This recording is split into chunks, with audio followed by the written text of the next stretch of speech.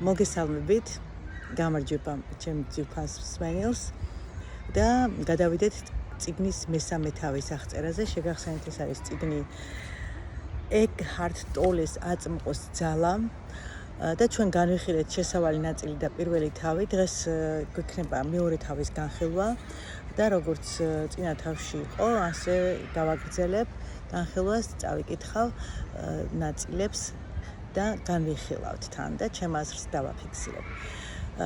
ჩვენ წინა თავში ეს მეორე თავი მოიცავს ცნობიერება, როგორ მოვიცილოთ ტკივილი. პირველი ეს არის. და ვისაუბრეთ ემოციებზე და რა თქმა უნდა ემოციურ ტკივილზე.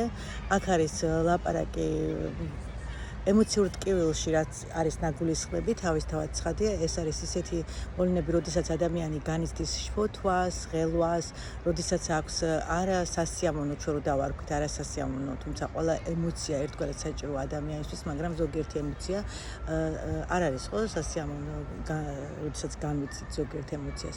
და აი მაგალითად ბრაზი, შური, წყენა, ეს ყველაფერი შედის ემოციურ ტკივილში და რა თქმა უნდა აქ აღწერილია ამ თავში თუ როგორ შეიძლება განთავისუფლდეთ ამ ემოციური ტკივილისგან, თუმცა ავტორი გვეუბნება რომ არის ესეთი ემოციები, დადებითი ემოციები, როგორიც არის სიყვარული, სიხარული და სიმშვიდე, რომელიც არის გონების მიერ აღქმული ემოციაც, მაგრამ ასევე არის გონების მიღმაც.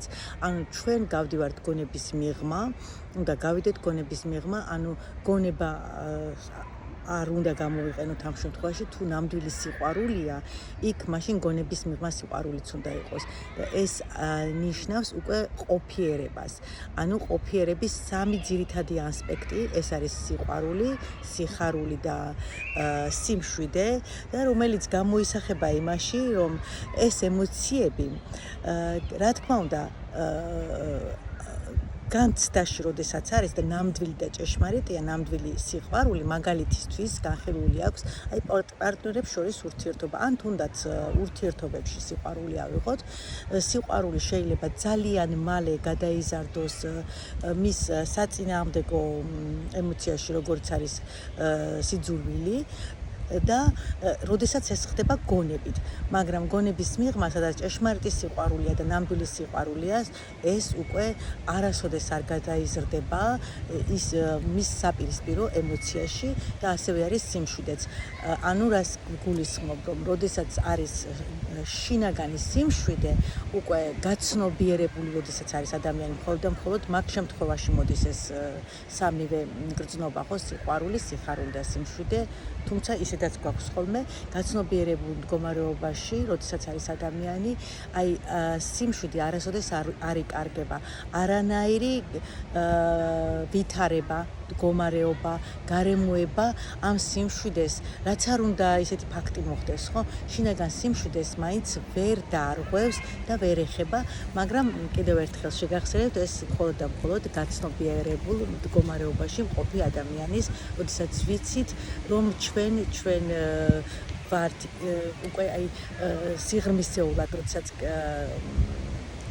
პრინციპში ესეთი ადამიანები ძალიან ცოტაა, ჩემი აზრით ეს არის და წიგნშიც აქვს აღნიშნული ავტორს, ძალიან ცოტაა, ეს უკვე გასხევსნებული მდგომარეობა, ფაქტობრივად მუდმივად სიმშვიდეში იმყოფებოდეს ადამიანი, თუმცა ნაწილობრივ, აი ასეთ ჩვეულებრივ ყოფიერებაში მყოფ ადამიანს, როგორც ცხოვრობთ ახლა და სიცოცხლეში, ეს ჩვენ ძალიან გვეხმარება სიმშვიდის ნაწილობრივ შენარჩუნებაში მაინც. მე ვიტყოდი ეს უკვე ჩემი სიტყვებია, იმიტომ რომ აი მუდმივად სიმშვიდეში ყოფნა არ არის ამარტივი და რთულია. ეს მხოლოდ ერთეულების ხვედრია.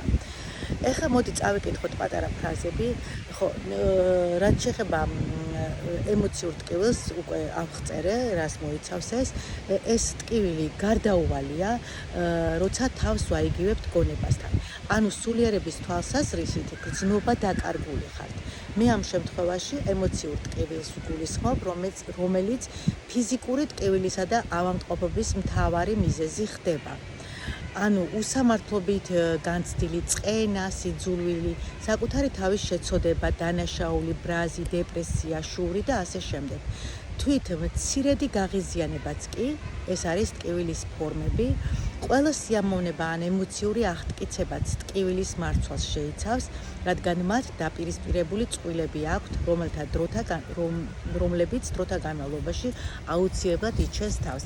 ანუ აქ იგულისხმება ის, რომ რაღაცა გარემოებები ჩვენ გვანიჭებს ხოლმე ხშირ შემთხვევაში სიამოვნებას, ხო? ღმერთმა დაგვიფაროს ამის გარეშე რომ ვიყოთ და აი წარმოიდგინეთ, ზოგისთვის სიამოვნების მიღება შეიძლება გახდეს შოპინგი, ზოგისთვის აი ყველა სხვადასხვა რაღაცეები გახდეს, მაგრამ ეს სიამოვნებაც არის დროებითი, რა თქმა უნდა, რაღაც მომენტში შეიძლება მიიღოს სიამოვნება გარკვეული საათის განმავლობაში, რამოდენიმე წლის განმავლობაში, მაგრამ მუდმივი არ არის, იმიტომ რომ როგორც კი ფაქტურად ერთი წელი კი არა და რამოდენიმე ხანში, რამოდენიმე დღეში შეიძლება ან თუნდაც იმ დღესვე, რამოდენიმე საათში აი ეს განვილი სტილის სიამოვნება ჩამოიშალოს, ჩაიფუშოს და ისე დავრჩეთ იმ მდგომარეობაში, რასაც თქვია ტკივილის სხეულის ემოციური ტკივილი ერთი სიტყვით.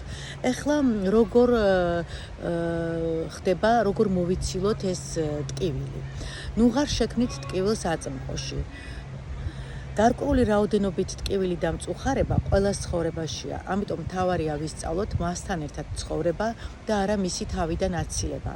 ტკივილის დიდი ნაწილის თავიდან არიდება შესაძლებელია, მას თავად ვქმნით, როცა თავის ნებაზე მიშვებულ გონებას თქვენი ცხოვრების მართვის სადავეებს უთმობთ. ტკივილი, რომელსაც აწმყოში ქმნით, მიუღებლობის ერთ-ერთი ფორმაა. ეს გაუცნობიერებელი წინააღმდეგობაა იმისადმი, რაც არის. ფიქრის დონეზე წინააღმდეგობა განშის ერთ-ერთი სახეა, ემოციური თვალსაზრისით კი ნეგატიურის ფორმაა. ტკივილის ინტენსივობას აწმყო მომენტისადმი წინააღმდეგობის ხარისხი განსაზღვრავს, რაც თავის მხრივ დამოკიდებულია იმაზე, თუ რამდენად აიგივებთ თავს გონებასთან. გონება ყოველთვის აწმყოს უარყოფასა და მისთვის თავის არიდებას ცდილობს. მაშა სადამე, რაც მეტად აიგივებთ თავს გონებასთან, მით მეტად იტანჯებით, ეს აზრი შეიძლება ესეც ჩამოვაყალიბოთ, რაც მეტ პატივს სცემთ აწმყოს და იღებთ მას, მით მეტად თავისუფლდებით ტკივილის, ტანჯვისა და ეგოისტური გონებისგან. აქვე დავამატებდი იმას, რომ განხილულია, როდესაც ჩემი სიტყვებით რო გადმოგცეთ, როგორ შეიძლება თავი ავარიდოთ იმ ტკივილებს, რომელიც წარსულშია განცდილი. აქ აღწერილი აქვს ორი სახის ტკივილი შეიძლება, ორი ეტაპი არის ტკივილის. ანუ ნახეთ, ერთი ტკივილი, როდესაც ჩვენ თვითონ ვქმნით, ეხლა აწმყოში და მეორე არის, როდესაც ტკივილი მოხდა წარსულში, თუნდაც ბავშვობაში, ან ჩვენ რაღაცა გარკვეულ პერიოდში ჩვენი ცხოვრების, ან თუნდაც როდესაც შემოდიხარ სამყაროში, ბავშვი, ადამიანი როდესაც იბადება, ის გარკვეულწილად უკვე ამ კოლექტიური ტკივილის ქვეშ ექცევა, ანუ გვინდა არ გვინდა, სამყაროში არსებობს ეს ტკივილი და ჩვენ შემოვდივართ უკვე ტკივილიან სამყაროში.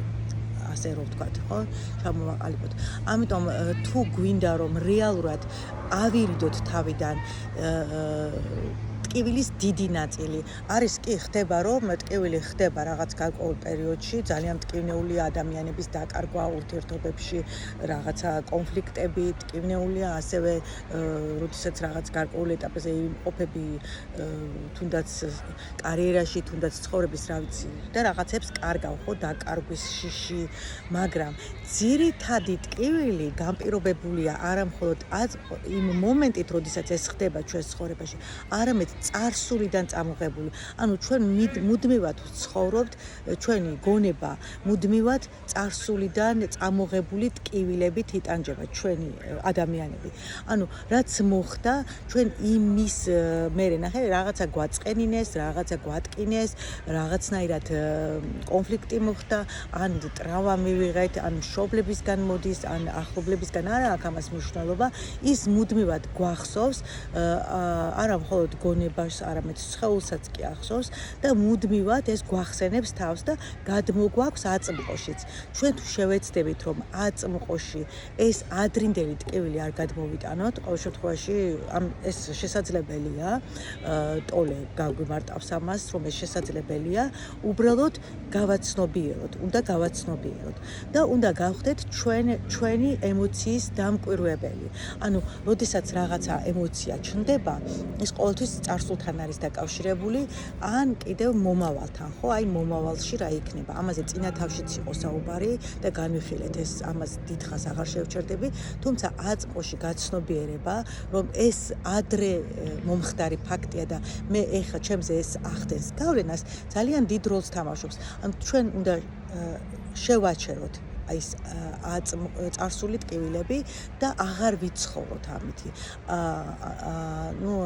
ეს გონების ის არის ხო, ესეც საკითხი, რამდენად ფიქრობთ, რამდენად ჩარჩენილი ვართ აი აწმყო ემოციებში და აწმყოს ტრავმებში, მე ვიტყოდი ტრავმებში. ანუ თუ აღარ გინდათ ტკივილი შექმნათ თქვენთვის და სხვებისთვის, თუ აღარ გსურთ იმ ნარჩენ ტკივილს, რომელიც ჯერაც ცოცხლობს თქვენში რამე დაამატოთ, დროს ნუღარ შექმნით. ეხლა უკვე გადავდივართ დროზე. ანუ დროს და ვისაუბრებთ რამ ისაა, აი ნახე, გავაგრძელებ კითხვას.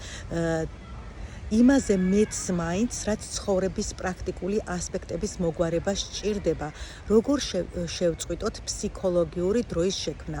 აქ საუბარია, რა თქმა უნდა, ფსიქოლოგიურ დროზე, დროს ჩვენ ყოველთვის საჭიროა, ანუ ვერ ვიქნებით დროის მიღმა, როგორც გონების მიღმა არის რთული ყოფნა, ასევე დროის მიღმაც, ანუ დროს არ ვერ შეიგრძნობს და არ განიცდის ადამიანი, რომელიც თავის გონებაშია, ხო?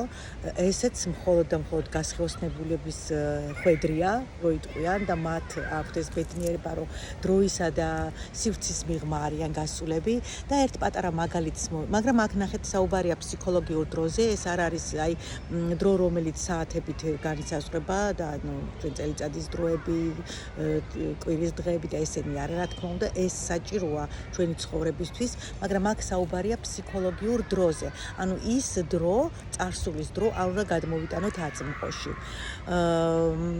კიდე რა მინდოდა მეთქვა, ხო, ნახეთ ეხლა აი ესეთი მაგალითი ყავს მოყვანილი, რომ არ არსებობდეს ადამიანი, ანუ დროც ადამიანის მოგონილიაო ამბობს, ანუ ადამიანი რომ არ იყოს და შევეკითხოთ ჩვენ ცხოველებს და ფრინველებს, ან მცენარეებს, მათ რომ ლაპარაკი შეეძლოთ, რა თქმა უნდა, და ვკითხოთ, რომ აი რა არის დრო, ისინი გაიკვირვებდნენო და აუცილებლად გაუკვირდებოდათ და იტყოდნენ, რომ არ ვიცი, არ ვიცი, დრო არის ეხლა და ამჟამად, იმიტომ რომ მათ არ იციან არც წარსული და ისინი არ ფიქრობენ არც მომავალზე. იმიტომ რომ გონება არ არის ჩართული აქ. ან სადაც არ არის გონება ჩართული, უკვე დროის მიღმა ვართ გასულები.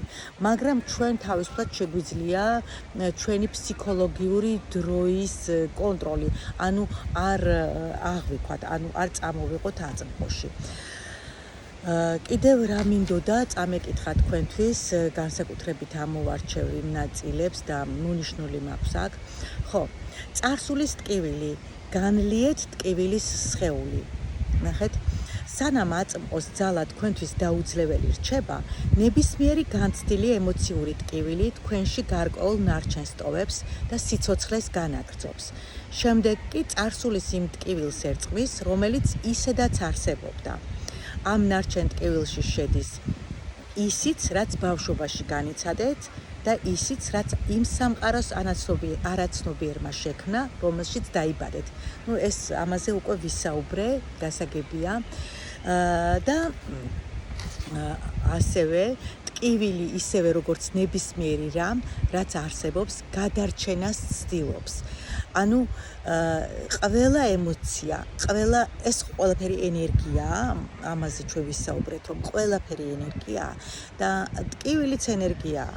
ანუ ეს ტკივილი, ეს ემოცია ცდილობს გადარჩენას და ცდილობს რომ ჩვენ ნახეთ რა უნდა ვქოთ, ენერგია არ უნდა მივაწოდოთ, არ უნდა გამოვყვებოთ ჩვენ ენერგიით, იმიტომ რომ ტკივილი ისევ ტკივილით ძლიერდება. ანუ ჩვენ სულ მუდმივად თუ ვიქნებით იმ ფიქრში, რომ რა ტკივილი მივიღეთ, რა ემოციები იყო მაშინ და იგივე ემოცია გადმოვიტანეთ ამ წუთას აქ აწმყოში, მაშინ ჩვენ ამით წყალს უსხავთ მას და ვაძლიერებთ.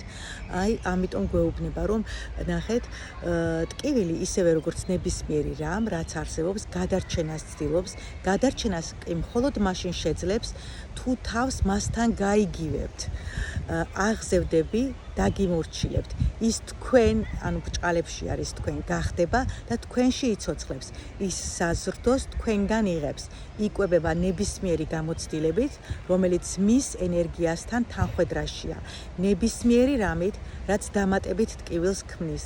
იქმნება ეს ბრაზი, დესტრუქციულობა, სიძულვილი, მწუხარება, ემოციური დრამა, ძალადობა და თვით ავადმყოფობაც კი. თუ ტკივილის სხეულმა დაგიმორჩილათ, ის თქვენს ცხოვრებაში ისეთ სიტუაციებს შექმნის, რომლებიც მის ენერგეტიკული რხევების სიხშირეს გამოწყორცნის და მას გამოკვებავს. ტკივილი მხოლოდ ტკივილით იკვებება, მისი საზრდო სიხარული არ არის. ის მას ვერ ინელებს. როცა ტკივილი გიმორჩილებთ, მეტი ტკივილი გინდათ, მსხვერპლიან დამნაშავე ხდებით, გინდებათ ტკივილის სხვას მიაყენოთ და ან თავად განიცადოთ, ან ორივე ერთად. ესეც იგივე, რაზეც უკვე გქონდა საუბარი, ანუ ჩვენ მოვიზიდავთ მსგავს. ჩვენ რა ემოციებშიც ვიმყოფებით, სწორედ ის ემოციები, მსგავსი ემოციების ამ შემცველი მდგომარეობა, ან ადამიანები იქნებიან ჩვენს გარშემო, ანუ ეს არის როგორც მაგნიტი, ისე ვიზიდავთ ჩვენს მსგავს ადამიანებსაც, ანუ ჩვენი გარე სამყარო, ამიტომ არის ნათქვამი, ჩვენი შინაგანი სამყაროს ანარეკლია.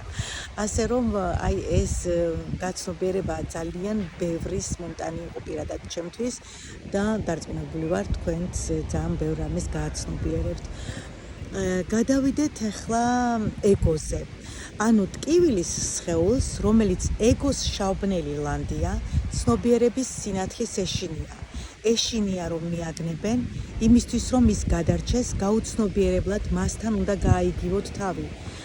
ანუ თუ გავაიგივებთ თავს, გადარჩება, ამიტომ არის რომ არ უნდა გავაიგივოთ თავი არც ჩვენი ემოციასთან, რომელიც გვაწუხებს თუ არ გვაწუხებს, არა აქვს მნიშვნელობა.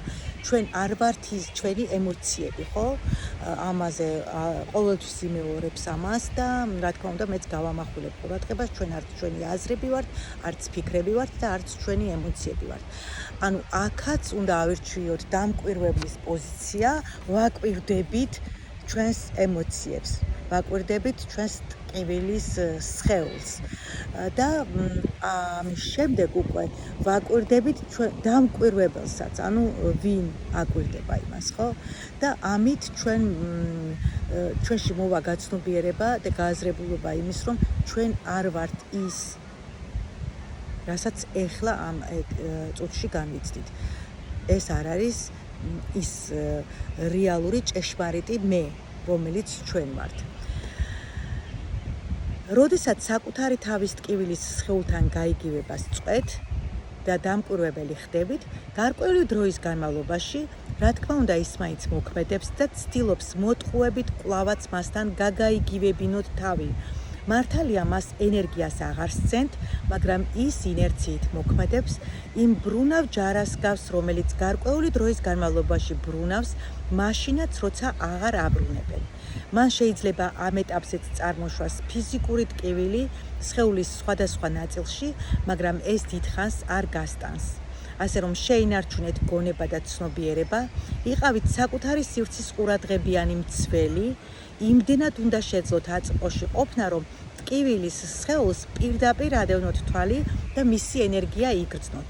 ის თქვენს ფიქრებს ვეღარ გააკონტროლებს, როგორც კი ფიქრები ტკივილისა და სხეულის ენერგეტიკულ ველთან ჰარმონიაში აღმოჩნდება, თავს კვლავ მასთან გაიგივებს და ფიქრებით გამოკვებავთ. მივაქციოთ ყურადღება, ანუ არ გაუშვათ ენერგია იქ, სადაც არ არის საჭირო. ჩვენ ამით ვაძლიერებთ ამ ტკივილის სხეულს და არა მხოლოდ და კიდევ რა ხდება, იცით, ენერგია ძალიან მნიშვნელოვანია. გამოვიყენოთ სწორად, იმიტომ რომ არა ვართ ახლა ესე უსაზღვროთ არ გვაქვს. რა თქმა უნდა, ჩვენ სამყაროში უსაზღვროთ არის ენერგია, უსაზღვროთ შეგვიძლია მივიღოთ ეს ენერგიები, მაგრამ ჩვენ უნდა მოვახერხოთ ამ სწორი ჯერ რთულია ენერგიის უსაზღვროთ მიღება, არ არის მარტივი. აი ახლა მე მინდა რომ აი პატარა ის გამოვეთიშო და ნახეთ, ყოველთვის ვცდილობ რომ ბუნებაში ვიყო, ბუნებაში გავაკეთო ეს ჩანაწერები, ახლა უკვე თანდათანობით გადავწყვიტეთ, ან გაზაფხულია, კარგი ამინდებია, არაჩვეულებრივია პირობებია იმისთვის შესანიშნავი, რომ უფრო ღრმად შეხვიდე შენს შინაგან სამყაროში, უფრო მეტად მოხდება, რა ვიცი, დაკვირვებაც, გაცნობიერებაც და აი ამ სილამაზის აღქმად ძალიან მეხმარება, ენერგიებით მავსებს ეს ადგილი, საიდანაც ახლა მე ჩანაწერს ვაკეთებ და მოკლედ ვივსები ამ ენერგიებით და აი ეს მიღებული ენერგია, რა თქმა უნდა, მე არასწორად რო გაუშვათ, ის გამოკვებავს იმას ენერგია, რაზეც გაუშვებთ ჩვენ და რაზეც ვიფიქრებთ, ფიქრი, აზრი და ემოცია, სადაც წავა, რა თქმა უნდა. ასე რომ ეს ძალიან საინტერესო იყო ეს თავიც, როგორც უკვე მივხვდით. თქვენის ნებართვით ამ პროცესს შევაჯამებ, ყურადღება თქვენს შიგნით არსებულ პროცესზე მიმართეთ, იცოდეთ რომ ეს ტკივილის სხეულია, იცოდეთ რომ ის იქ არის, ნუ იფიქრებთ მასზე, ნუ მისცემთ გრძნობას ფიქრად გარდაქმნის საშუალებას, ნუ განსჯით და ნუ გაანალიზებთ, ნუ შექმნით მისგან თქვენს იდენტობას. აწმყოში იყავით და დააკვირდით იმას, რაც თქვენს შიგნით ხდება. ყურადღება მიაპყარეთ არა მხოლოდ ემოციურ ტკივილს, არამედ მასაც, ვინც აკვირდება.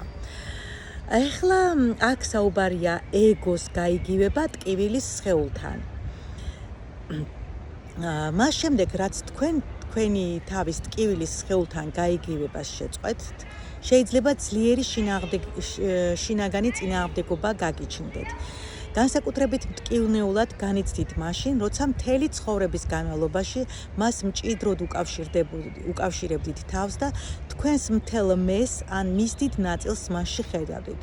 თქვენს უბედურ მეს ტკივილის ამ სხეულისაგან ქმნიდით და იჯერებდით, რომ გონების ეს ფიქცია თავად იღავით. ასეთ შემთხვევაში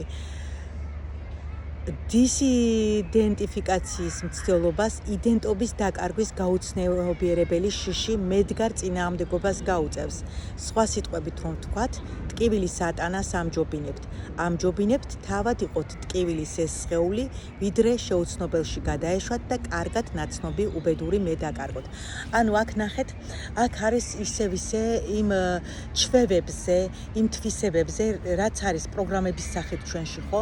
რა თქმა უნდა, პროგრამების სახით არის, იმიტომ რომ ჩვენ ხომ გვასწავლეს, ჩვენ ხომ გვითხრეს რომ ეს ესია და შემდეგში უკვე იმდენად გაჩნდა ეს ჩვევაში, განსაკუთრებით ახლა წლების განმავლობაში, ახლა თუ ადამიანი 40 წლის არის, 30 წლის არის და 30 წელი ამ ტკივილის სხეულით ცხოვრობდა, ეს მისთვის ისეთი ჩვეულია, რომ მასთან განშორება ძალიან უჭირს, ანუ მტკივნეული პროცესია, ნახეთ, აი როგორც ახლა შემოგაძარცვა, როგორც სხეულის ნაწილი რომ დაკარგო, რაღაცა სხეულის ნაწილი, რომელიც შეინია, ხო ძალიან განიცდის ადამიანი ამას, თუმცა ყველაფერს ეგუება ადამიანი და შემდგომში შეიძლება ჩაულებრივად გააგრძელოს ცხოვრება.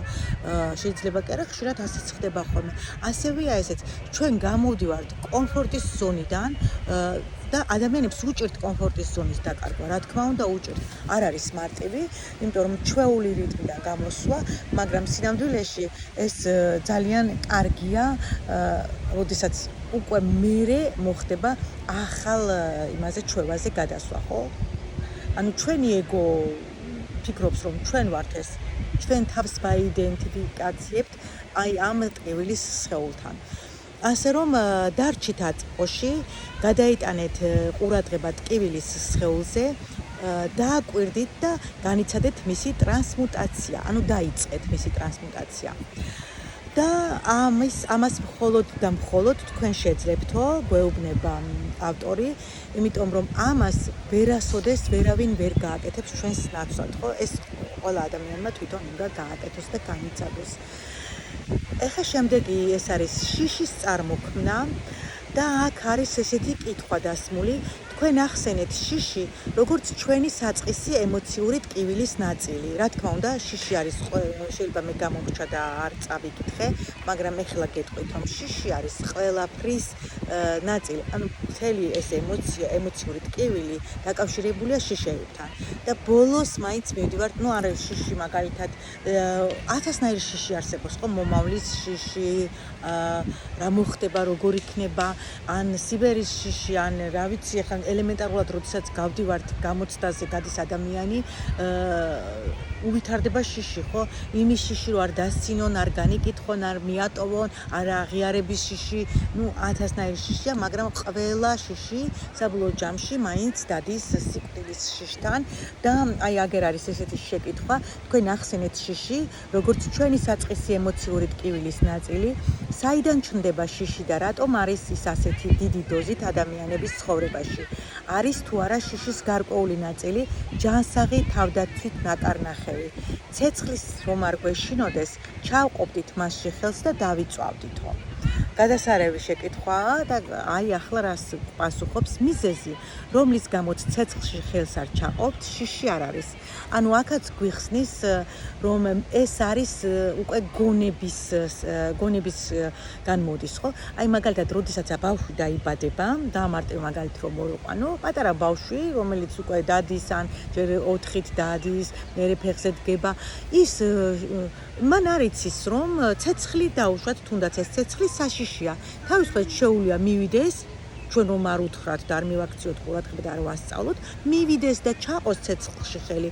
რა თქმა უნდა, ჩვენ ვეუბნებით ამას და თავიდან ვარიდებთ, ესეც ხო გონებისგან მომდინარეობს. ახლა გონება თუ არ გექნება ამას თავისთავად მივხვალ და ცეცხლში ჩაყობ ხელს, თუ ვერ აზროვნებ, მაგრამ ნახეთ რა ხდება, მერე თვითონ დასწავლითაც რომ არ იყოს, ადამიანი როდესაც ამას აკეთებს, უკვე ჩნდება აქ მიზეზ-შედეგობრივი კავშირი. ანუ დაიწვა ხელი და ამას შემდგომში გონებამ უკვე იცის, რომ ეს არ შეიძლება, ნუ ეხლა ეს წარმარტივად ასახსნელია და ყველასთვის გასაგებია და მეორეჯერ იგივეს აღარ გააკეთებს, თუნდაც ის პატარა ბავშვი, რომელიც სადაც გონებაა ჩართული.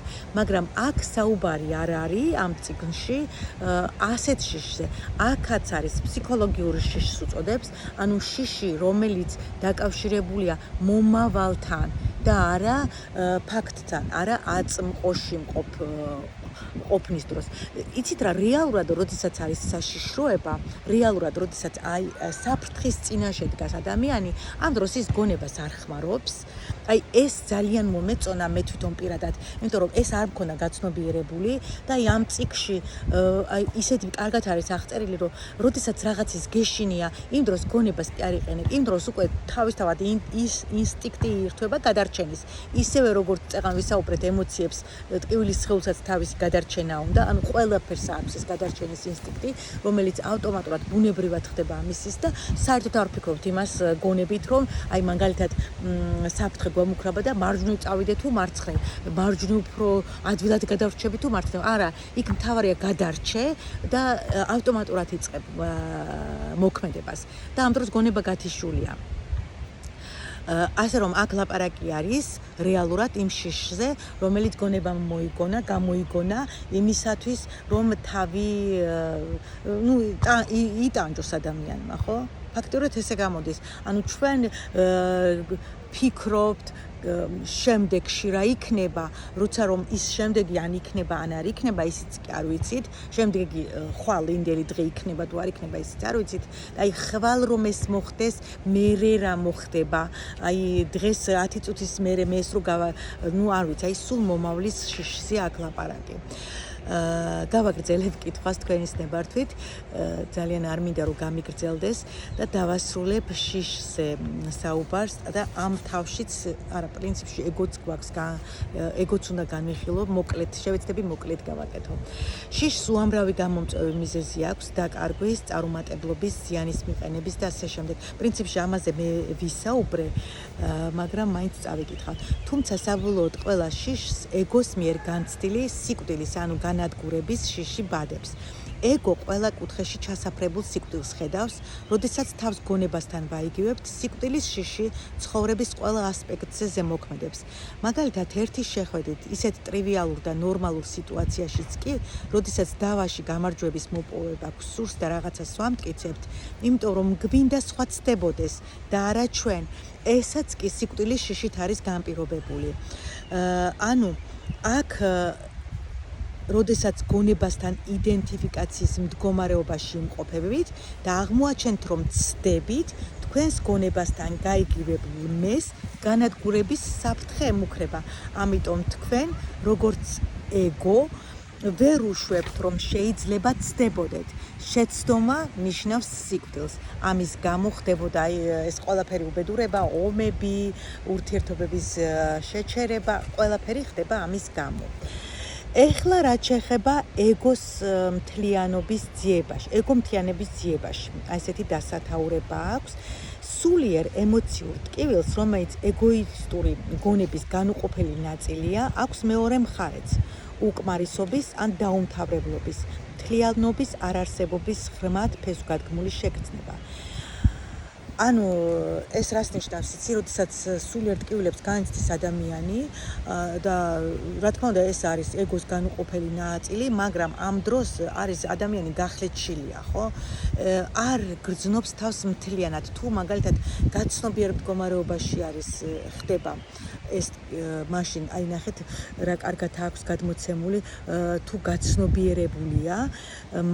გაცნობიერებულია, მუდმივად მღელვარების სახით ვლინდება, როგორიც უნდა იყოს, თუ გაუცნობიერებელია, მაშინ მას ირიბად გრძნობთ ძლიერი ლტოლვის, სურვილისა და ნდობის სახით. ადამიანები ორივე შემთხვევაში ცდილობენ ეგოს ასიამოვნონ, თავს მასთან აიგივებენ და ასეთნაირად იმ მთლიანობის მიღწევას ცდილობენ, რომელსაც სადღაც სიღრმეში გრძნობენ. ამიტომ ილტვიან ქონების, ფულის, წარმატების, ძალაუფლების და აღიარების მოსაპოვებლად, ან რამე განსაკუთრებული ურთიერთობის დასამყარებლად, რაც მათ საკუთარ თვალში უკეთესად და სრულყოფილად წარმოაჩენს. ну ეს რა თქმა უნდა უკვე ეგოზია აქ ლაპარაკი, ეს შეიძლება ჩვენ საერთოდ არ გვჭირდებოდეს ბევრი რამე, რეალურად რო დავფიქრდეთ, მაგრამ იმდენად არის ჩვენი ეგო გაბერილი, იმდენად ბევრი უნდა მას, რომ აი დაუკმაყოფილებლობის გრძნობა აქვს და თუ ამ სურვილს, რაიმე ისეთ სურვილს არ იკმაყოფილებს, მაშინ აქ ჩდება უკვე კონფლიქტები, შიდა კონფლიქტები და ისე განიცდის ადამიანი ტკივილს, განიცდის ტანჯვას.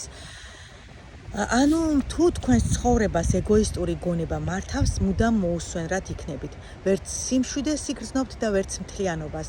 მხოლოდ ძალიან იშვიათად ხანმოკლე დროით და მხოლოდ მაშინ, როცა მოიპოვებთ იმას, რისი მიღწევაც გსურთ, როცა ძლიერ სურვილს დაიკმაყოფილებთ.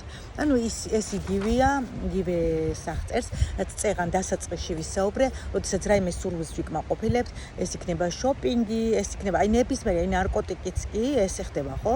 ადამიანი გონების მიღმა გავა, ნარკოტიკის და იმის რა ქვია იმას, ალკოგოლის მოხმარების დროს, მას გონია რომ ყველაფერი დაწყნარდა, დამშვიდდა და რაღაცა სურვილი დაიკმაყოფილა, იმ წუთში არ გრძნობს ცუდად თავს, მაგრამ ძალიან მალე გაივლის და უკან ბრუნდება გაორმაგებული სახით, ანუ ამით მის ენერგიას გამოუკვებავთ.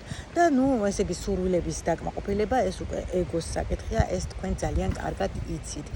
ანუ მუდმივად არ უნდა მივაწოდოთ ენერგიები მას და ყველაზე ხშირად ეგო თავის ქონებასთან, საქმიანობასთან, სოციალურ სტატუსთან და აღიარებასთან, ცოდნასა და განათლებასთან, ფიზიკურ გარეგნობასთან, განსაკუთრებულ უნარებთან, ურთიერთობებთან, პირად და ოჯახურ ამბებთან, წარმოდგენათა სისტემასთან აიგივებს საკუთარ თავს.